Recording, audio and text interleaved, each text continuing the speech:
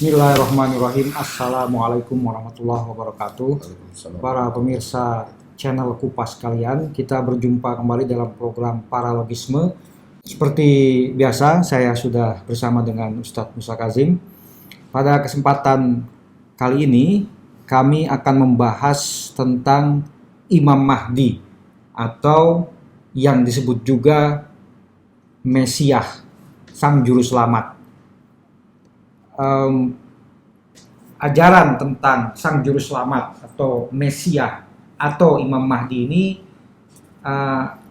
ada dalam agama-agama Ibrahimik. Bahkan di luar agama Ibrahimik pun disebut-sebut ajaran ini juga ada. Dalam Islam kita tahu ada ajaran ini, begitu juga dalam Kristianitas dan dalam Yahudi. Beberapa bulan yang lalu, Netflix, sebuah tayangan streaming online, melahirkan atau meluncurkan sebuah miniseri tentang Mesias yang digambarkan seorang yang mengaku sebagai juru selamat muncul dari kekacauan di Timur Tengah, yang dalam konteks ini tengah menghadapi perang melawan ISIS, gerombolan teror ISIS. Nah, menarik juga kita membahas soal Imam Mahdi atau Sang Juru Selamat atau Mesias ini karena belakangan ketika wabah COVID-19 ini melanda dunia, pembicaraan-pembicaraan terkait dengan ajaran tersebut juga merebak di kalangan media sosial atau netizen. Baik para pemirsa sekalian, kita akan membahas persoalan ini. Yang pertama adalah tentang siapakah Imam Mahdi itu, Ustaz? Kira-kira ya. Bagaimana? Ya, terima kasih. Assalamualaikum warahmatullahi wabarakatuh.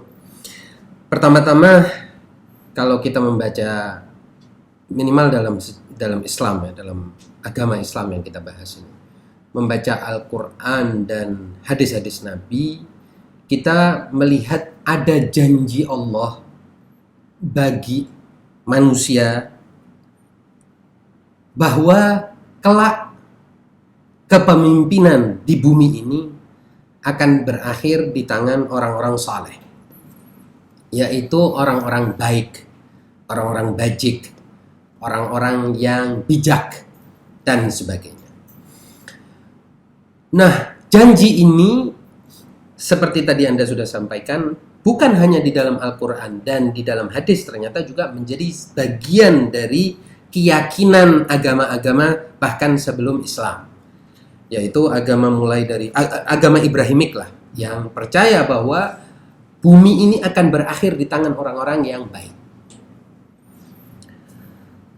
Tapi kemudian terjadi perbedaan tentang siapa sosok yang akan atau siapa sosok yang akan menjadi pemimpin itu.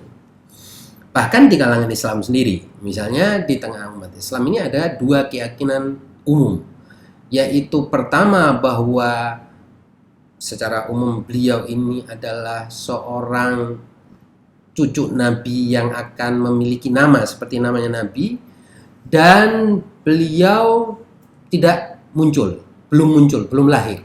Maaf, belum lahir, bukan belum muncul, belum lahir. Nah, ini keyakinan kebanyakan Muslimin. Tapi di keyakinan lain mereka ada yang mengatakan bahwa Imam Mahdi ini adalah putra dari Hasan Al-Askari, namanya adalah Muhammad dan lahir pada 255 Hijriah dan sekarang mengalami kegaiban. Ini kira-kira sosok fisiknya. Adapun sifat, karakter, ini hampir semuanya sama, tetapi interpretasinya yang berbeda-beda.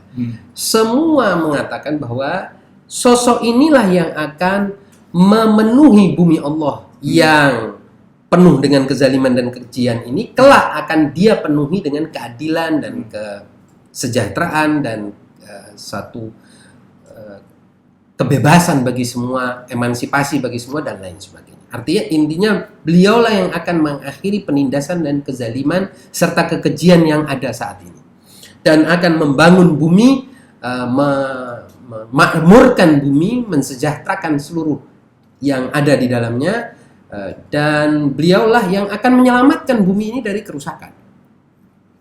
Ini katakanlah deskripsi umum tentang sosok. Itu karakter semacam itu disepakati. Nah, itu disepakati oleh semua.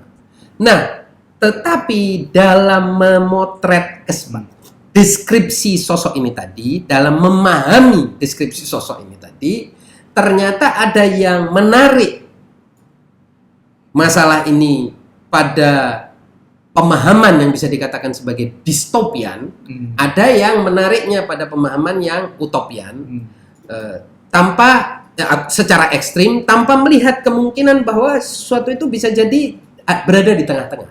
Nah, yang saya maksud distopian adalah pemikiran, kecenderungan yang menyatakan bahwa Imam Mahdi tidak akan muncul kecuali setelah suatu kerusakan yang parah, perang nuklir di mana orang mati, setengah orang hidup di bumi ini mati, kerusakan yang luar biasa terjadi, dan bencana demi bencana, krisis demi krisis yang kemudian menyebabkan orang chaos, memasuki situasi chaos yang luar biasa.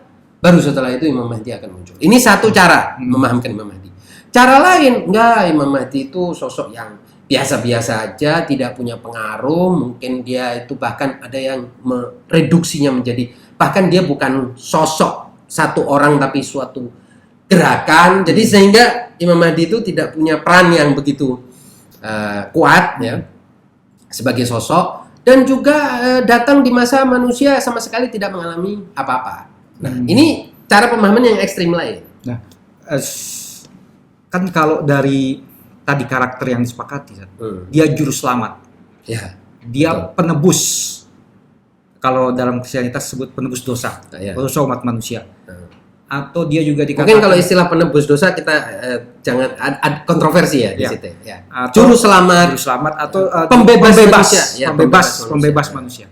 Nah, penolong orang-orang yang lemah dan lain sebagainya. artinya kan ada tadi suasana kacau Mm-mm. yang distopian tadi. Jadi wajar dong kalau ada penafsiran bahwa memang Imam Mahdi ya akan datang setelah adanya Ya. kezaliman yang luar biasa. Ya, makanya observasi tentang kekacauan ini kan harus objektif. Apakah yang terjadi saat ini itu tidak cukup kacau? Apakah yang terjadi saat ini tidak cukup merusak, tidak cukup destruktif? Apakah keadaan masyarakat dunia pada umumnya ini sudah bahagia, sudah senang, sudah sejahtera? Apakah tidak terjadi ketimpangan? Apakah tidak terjadi penindasan? Kalau kita lihat kenyataan bumi ini sudah dipenuhi atau tidak dipenuhi mutlak, tapi sudah cukup penuh dengan berbagai kezaliman, penindasan, dan kerusakan. Baik kerusakan yang bersifat sosial, moral, maupun kerusakan ekologis. Jadi sudah cukup rusak. Sehingga kita tidak perlu menambahkan suatu kerusakan baru untuk menunggu datangnya Imam Mahdi itu. Nah, di samping juga seperti yang pernah saya katakan, branding Imam Mahdi atau mengasosiasikan Imam Mahdi dengan kerusakan, kekacauan, kegelapan, ini kan akan mengakibatkan bahwa orang itu takut dengan datangnya Imam Mahdi, dan tidak sedikit orang yang wah jangan dulu dah, atau ketika disebut Imam Mahdi pun perasaannya merinding. Kenapa? Karena asosiasi yang begitu ketat sepanjang sejarah dengan kerusakan, kehancuran, perang, kebinasaan, dan lain sebagainya. Dan ini cara yang salah dalam mempresentasikan tokoh, sosok, harapan bahkan. Mengapa harapan itu tidak kita presentasikan dalam situasi yang objektif, yang realistis, ya, dan tidak mengandung unsur ketakutan atau membangkitkan ketakutan orang? Menurut saya mobilisasi harapan orang dengan menerapkan ketakutan, dengan menyebarkan ketakutan, itu cara yang salah. Anggapan bahwa kalau kita sebarkan kepanikan, ketakutan, maka orang akan punya harapan satu-satunya seperti ini. Saya kira tidak. Karena apa? Al-Quran saja ini, ajaran Allah Subhanahu wa Ta'ala, mengapa seimbang antara ancaman dengan berita gembira? Seimbang. Tidak bisa kita katakan bahwa Al-Quran itu berisi lebih banyak ancaman daripada berita gembiranya. Tidak ada. Bahkan ajaran utama agama ini kalau kita lihat justru rahmatnya yang lebih besar. Ya kan? Rahmat Allah itu lebih mengalahkan seluruh amarah Allah dan seluruh pembalasan Allah. Mengapa? Karena pada akhirnya manusia lebih mudah tertarik fitrahnya, secara fitrah tertarik dengan kasih sayang dan harapan, kesenangan ketimbang ketakutan, lari dari ketakutan dan bahaya atau ancaman.